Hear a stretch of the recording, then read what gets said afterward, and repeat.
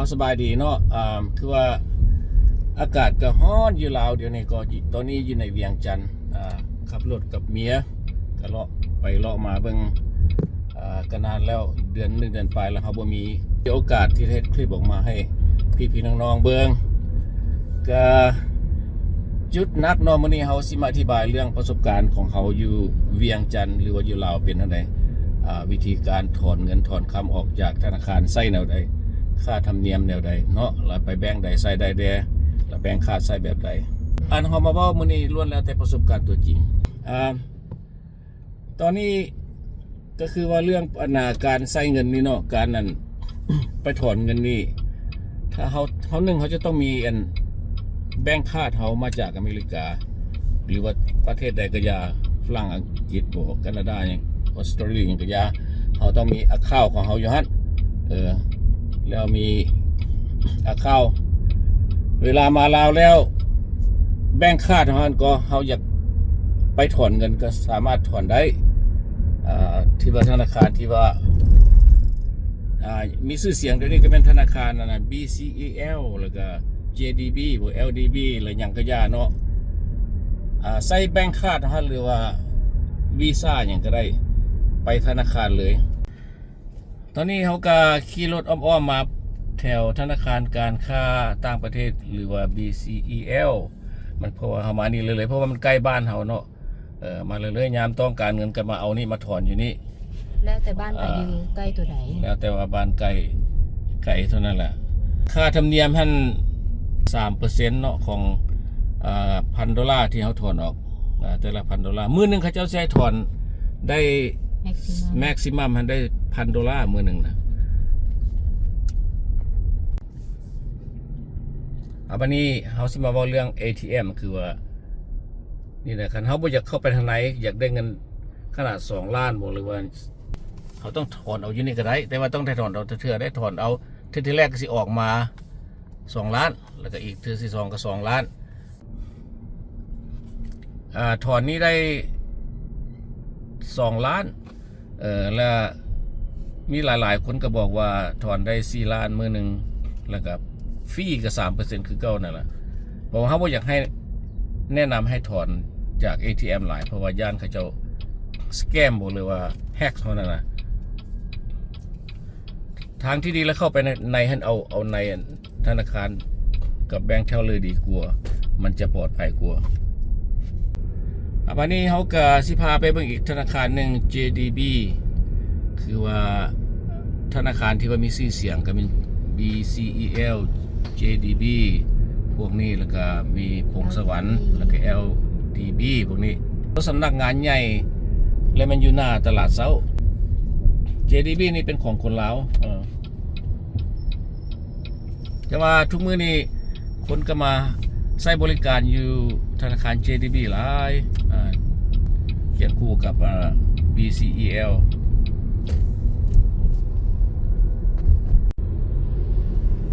ตอนนี้ก็อากาศเป็นยามเช้าก็ถือว่าบ่ร้อนปานใดถ้าสวยมานั่นนึงก็100 กว่า 3-4 มื้อข้างหน้าเนี่ย100 กว่าองศาดีกรีฟาเรนไฮต์หมดก็ถือว่าทรงขาสั้นเสื้อแขนสั้นลงน้ำเท่านั้นแหละ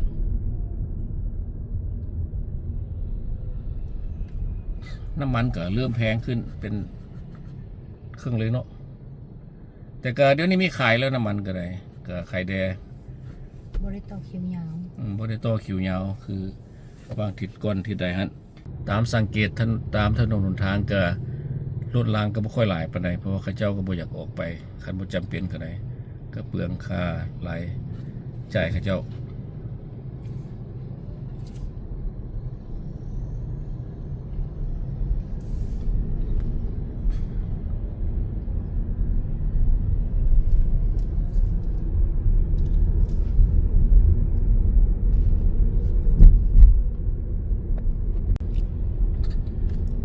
สิว่าเวลาเขามาเที่ยวลาวนี่ก็บ่จำเป็นสิถือเงินมาหลายดอกเพราะว่าเขามาเอาอยู่เพียงก็ได้มันก็ค่าธรรมเนียมมันก็บ่ได้สูงเท่าใดเพราะว่ามันความปลอดภัยหรือว่าความสะดวกสบายมันดีกว่าใครกลัวว่าเขาสิถือเงินมาเป็นเงินสดเงินอย่างมามันก็ยากแดเขากวดมองนั่นมองนี้ ก็มีลิมิตอีกทางที่ดีเอาติดต้นมาจากเล็กจากน้อย1,000-2,000ก็ได้แล้วก็มาเอาอยู่พี่ยืดถนนตัวนี้ทั้งหลังเฮาแล้วแม่นประตูไซเนาะทั้งตลาดเซาสิไปตลาดเซาทั้งสองฝั่งข้างก็มีแต่ธนาคารเวียดคอมแบงก์นี่ก็ธนาคารลาวเวียดตัวนี้ก็ได้ก็คนอยู่นี่เขาเจ้ามักใส่เป็นบาร์โค้ดบ่ไปซื้อไปตลาดตะลีเขาเจ้าสิบ่ใส่เงินสดหลายเพราะเท่าใดมีแต่ว่าใส่บาร์โค้ดซื้อเครื่องซื้อของแล้วไปมันก็ปลอดภัยตอนนี้อยู่ JDB ตัวบอนใหญ่ของมันอยู่ใกล้ๆตลาดเศร้าเลยธนาคาร JDB นี่เขาสามารถเอาถอนเงินออกสูงสุดได้มื้อหนึ่ง$3,000แล้วก็ค่าฟรีก็ 3%ความสะดวกสบายแล้วก็มีตู้ ATM แล้วก็ MoneyGram ก็อยู่ทางกองถ้าหากว่าอยากได้ MoneyGram คนมาใช้บริการในธนาคารนี่หลายเดี๋ยวนี้นะ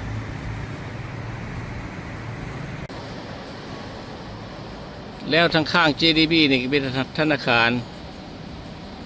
มาเลเซียนอาจจะเป็นของมาเลเซียเขาก็พูดเป็นสาขาลาวตัวหนึ่งเรื่องถอนเงินแม็กซิมัมได้$3,000แต่ละมื้อว่าสันต่อไปค่าฟรีก็ 3%ก็ 3% นี่รู้สึกว่าทั่วธนาคารในประเทศลาวสิมี 3%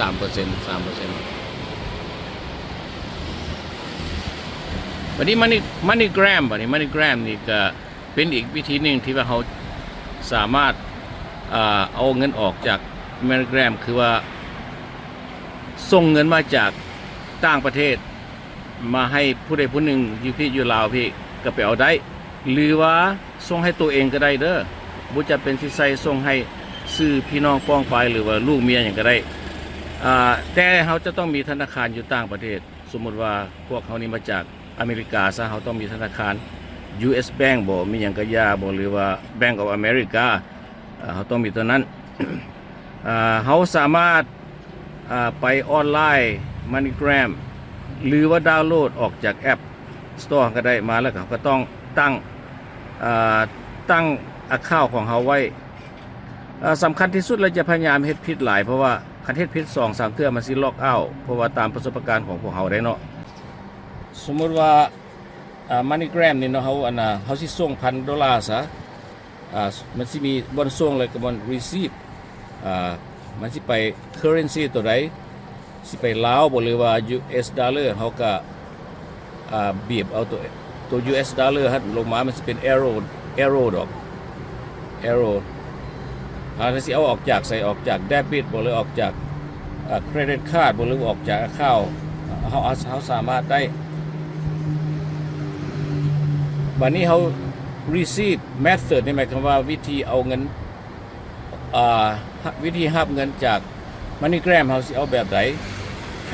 ห้ใส่cash pick up เด้อเพราะ cash pick up นี่เขาสิไปเอาอยู่หม้องใดก็ได้ที่ว่าบ่ได้ที่มีสาขา MoneyGram นั่นน่ะถ้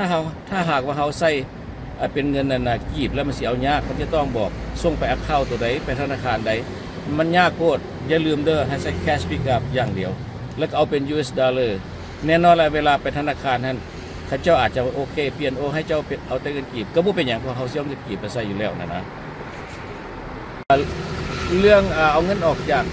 MoneyGram หรือส่ง MoneyGram มานี่ตามประสบการณ์นี่เขาบ่ฮู้จักว่าเอาหลายส่ำใดแต่ว่า$5,000เขาเคยเอา$5,000นั่นน่ะแต่ว่าเสียเท่าไหร่ก็$5,000นั้นเสีย$59ฟรีเด้อเพราะว่าตามประสบการณ์ที่เอาออกมาวาง 2-3 มื้อหลังนี่ก็ถ้าว่าเอาน้อยจะก็ถือกว่านั้นรู้สึกว่าค่าฟรีนี่MoneyGram นี่ที่ถือกว่า3% ของเงินธนาคารที่เอาไปเอา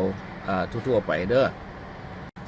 เรื่อง MoneyGram นี่มันสะดวกสบายเพราะว่าเขาบ่จำเป็นสิไปเอาธนาคารใหญ่เขาเห็นอยู่สาขาตามบ้านนอกบ้านนาใส่กระยาเห็น MoneyGram แล้วเข้าไปเอาโลดเพราะว่าเรทมันสิเสมอกันแล้วก็เอาได้ง่ายแล้วก็ว่องไวเพราะว่ามันคนบ่หลายให้สะดวกก็แนะนำให้แนวนั้นเด้อเอาไปนี่ก็พอสิสรุปได้ว่าเนาะ สองแบงก์ใหญ่ๆที่เขาเว้าผ่านมานั้นแบงก์อื่นเขาก็บ่ได้เว้า BCEL แล้วก็แบงก์อัน JDB นี่มันเอาได้$3,000แล้วก็ค่าธรรมเนียมฟรีนั่น 3%สามารถเอาได้มื้อนึงเทื่อนึงแล้วบัดนี้ BCEL นี่ได้มื้อนึง1,000ก็ค่าฟรีก็ 3% คือกันบัดนี้เรื่อง ATM บัดนี้ ATM นี่เขาสามารถเอาได้ทุกมื้อได้สิไปแบงก์ใดก็ได้ธนาคารใดก็ได้เห็นมีอัน ATM แล้วเข้าไปโหลดเอาแบงก์คาร์ดเฮาหรือว่าได้เบ็ดคาร์ดมันบีบเข้าไปแล้วก็เอาเงินออกมาได้2ล้านแล้วตามที่ว่าได้ยินหมู่เว้าได้แล้วเฮาก็เข้าไปเว็บไซต์เบิ่งได้แล้วก็ประมาณ4ล้านนี่แหละประมาณ4ล้านนี่แหละแต่แต่ละแบงก์อาจจะบ่เสมอกันเนาะแต่ว่าอันนี้เฮาก็เว้าเรื่องกันทั่วๆไปในที่ว่าประสบการณ์เฮาผ่านมาได้เทื่อละ2ล้าน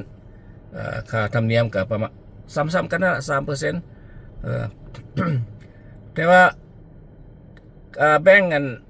ได้ก็เอาได้หมดเด้อแล้วบัดนี้ MoneyGram นี่ก็เป็นการดีที่สุดแต่ว่าอย่าเฮ็ดผิดหลายเท่านั้นแหละอย่าเฮ็ดผิดหลายเพราะมันสิล็อกเอาท์เฮาเอาอย่างอีกทีนึงนอกจากเพิ่มเติมเพราะว่าเฮาเว้ามานั่นก็เว้าเรื่องแบงก์คาร์ดบัดนี้เฮาเรื่อง Visa หรือว่า Mastercard หยังก็เอาได้แต่ว่าค่าธรรมเนียมมันจะสูงตัวนี้นะบ่เอาเด้อเพราะว่าคันมีแบงก์คาร์ดอย่างนั้นเอาใส่ตัวนั้นดีกว่าคือว่าเว้าเรื่อง Visa เราเอาเข้าไปใน ATM ก็ได้เพราะว่าค่าธรรมเนียมมันสูงบ่เฮ็ดคือว่า2ล้านนี่เฮาไปถอนนี่เฮามาไล่เบิ่งแล้วประมาณเป็นเงินดอลลาร์ก็ประมาณดอนปลายนึงก็บ่หลายเพราะว่า 30,000 กีบเด้แนะนำให้ใส่เดบิตคาร์ดโบไซแอนด์วีซ่าเด้อหรือว่า Mastercard เพราะมันสิชาร์จเฮาสูงตอนนี้ก็ยูเทิร์นกลับคืนมาฮอดหอคำนี้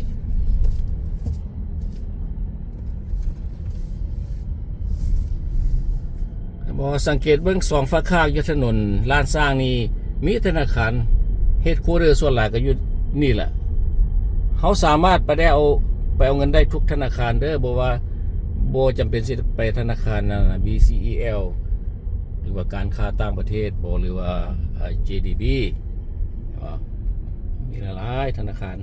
ธนาคารไทยพาณิชย์ธนาคารไทยพาณิชย์ก็อยู่ใกล้ๆหั่น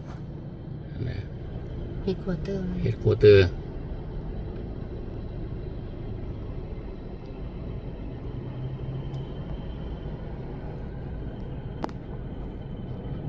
ตัวนี้ธนาคารกสิกรไทยธนาคารก็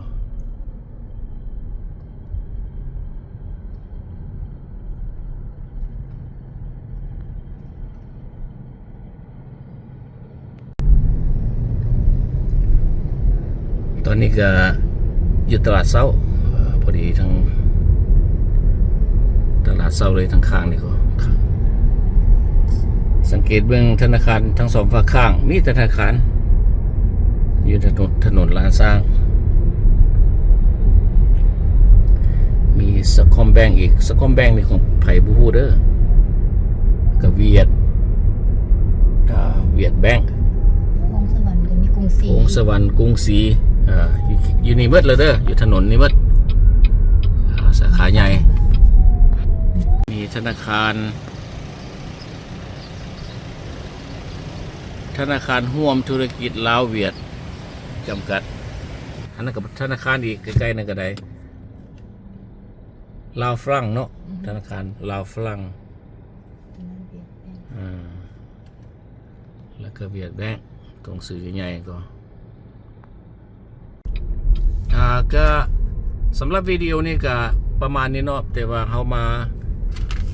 อธิบายเรื่องการเอาเงินเอาคำมาอยู่ลาวเฮ็ดแนวใดมาจากต่างประเทศอันก็หมู่คู่หรือว่าพี่เป็นน้องก็เจ้าก็ถามมาหลายคนเอากันเลยมาเฮ็ดคลิปตัวนี้ออกมาซันเดอร์ก็ขอบใจหลายๆที่ว่าพี่น้องที่ว่าเข้ามารับชมวิดีโอนี้เอาสบายดี